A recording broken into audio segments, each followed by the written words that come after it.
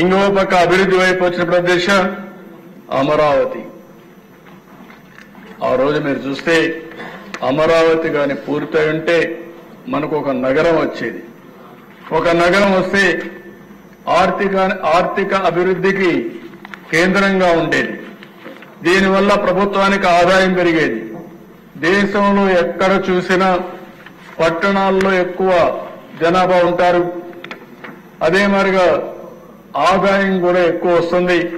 దీనివల్ల ప్రభుత్వానికి కూడా ఎక్కువ ఆదాయం వచ్చే పరిస్థితి వచ్చింది. కానీ సౌత్ ఇండియాలోనే కాకుండా భారతదేశంలో చూస్తే పట్టణ జనాభా తక్కువ ఉండే రాష్ట్రం ఆంధ్రప్రదేశ్ రాష్ట్రం అధ్యక్ష. దీనివల్ల కూడా మనం చూసినప్పుడు దక్షిణ భారతదేశంలో తక్కువ పర్ క్యాపిటల్ ఇన్కమ్ ఉండే రాష్ట్రం కూడా మనది. ఇలాంటి ఇబ్బందులుంటే ఈరోజు అమరావతి కేంద్రం కూడా పూర్తిగా సహకరించింది. 15,000 కోట్ల రూపాయలు డబ్బులు ఇవ్వడానికి ఒప్పుకున్నారు. డిసెంబర్ నుంచి పనులు ప్రారంభిస్తాయి.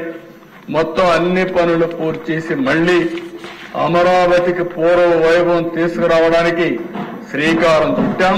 పనులు ప్రారంభమవుతాయి. అదే సమయంలో మళ్లీ పెట్టుబడులు కూడా అట్రాక్ట్ చేయడానికి ఏమేం చేయాలో చేస్తున్నామని చెప్పి కూడా నేను మీకు తెలియజేస్తున్నాను. నిన్నే చెప్పాను అధ్యక్ష, పోలవరం ఒక గేమ్ చేంజర్.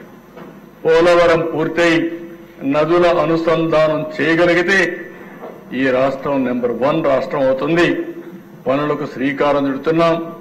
ఈ రోజు కూడా ఎక్స్పర్ట్స్ కమిటీ కొన్ని సూచనలు ఇచ్చింది. అవి కూడా తీసుకుంటాం. పగడ్బందీగా పోలవరం పనులు ఏ విధంగా చేయాలో చేస్తామని చెప్పి కూడా నేను మీకు తెలియజేస్తున్నాను. దీనికి డబ్బుల కొరత లేదు. 12,157 కోట్ల రూపాయలు ప్రస్తుతానికి మొత్తం శాంక్షన్ చేశారు. మళ్లీ చెప్తున్నా, ఈ ప్రభుత్వం ఎక్కడా రాజీ పడం 45.72 మీటర్లు ఎత్తుగట్టే విధంగానే ఈ ప్రాజెక్టు పని పూర్తి చేసే విధంగా ముందుకు పోతామని చెప్పి కూడా నేను మీకు తెలియజేస్తున్నాను.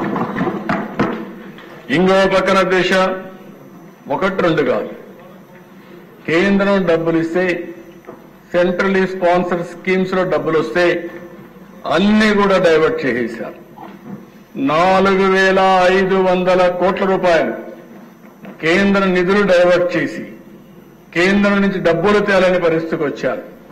ఈ ప్రభుత్వం వచ్చిన వెంటనే 4,500 కోట్ల రూపాయలు పే చేసి మళ్లీ కేంద్రం నుంచి డబ్బులు తెచ్చే ప్రక్రియకు శ్రీకారం చుట్టామని చెప్పి కూడా నేను మీకు తెలియజేస్తున్నాను. దీంట్లో ఒక ఎగ్జాంపుల్ మీరు చూస్తే అధ్యక్ష, నిన్న కూడా డిప్యూటీ సీఎం గారు మాట్లాడారు. జల్ జీవన్ మిషన్ కేంద్రం 45% గ్రాంట్ ఇస్తున్నారు.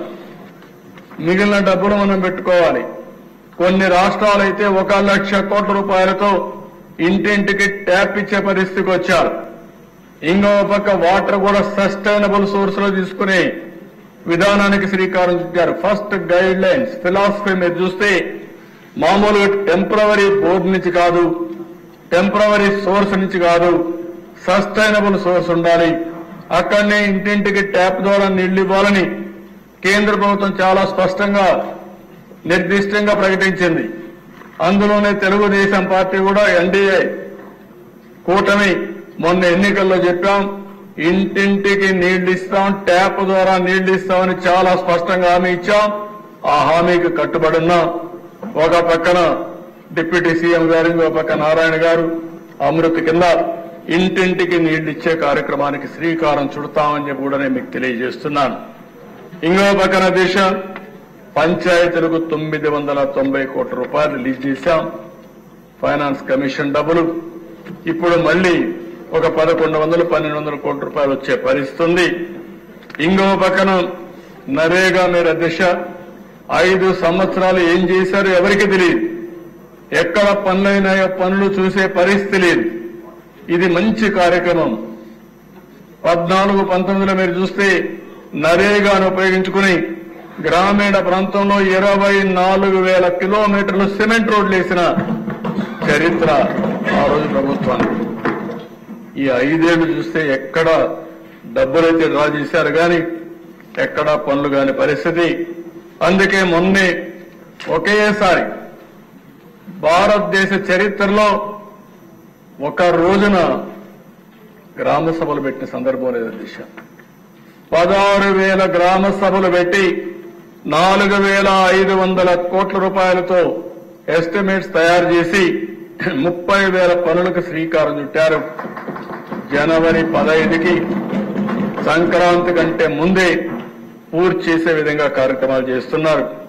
అది ప్రభుత్వం చేపట్టినటువంటి గ్రామీణ ప్రాంతాల్లో ఒక మహత్తర కార్యక్రమం అని చెప్పి కూడా నేను మీకు తెలియజేస్తున్నాను. అధ్యక్ష, రహదారులు ఈరోజు మీరు చూస్తే R&B రోడ్లున్నాయి. అన్ని రోడ్లు గుంతలు పెట్టి వెళ్లారు, గుంతలు తవ్వి వెళ్లారు. ఎక్కడ పోయినా ఏ రోడ్డు చూసినా భయంకరంగా ఉంది. ఈ విషయంలో మనందరం గుర్తుపెట్టుకోవాల్సిన అవసరం ఉంది. రోడ్డు అనేది ఒక నాగరికతకు చిహ్నం. రోడ్డు ఉంటే రవాణా, మెరుగైన రవాణా ఉంటుంది. రెండోది, గ్రామాల్లో మనం రైతు పండించే పంట కూడా మార్కెట్కి తీసుకుపోయే అవకాశం ఉంటుంది. ఇంకో పక్క మన ఆరోగ్యం కూడా ఈ గుంతల రోడ్లు చూస్తా ఉంటే చాలా అనారోగ్య సమస్యలు, 1-2 కాదు, అన్ని సమస్యలు. అందుకే గ్రామాల్లో ఉండాలంటే ప్రజలకు కూడా విరక్తి కలిగే పరిస్థితి వస్తా ఉంది.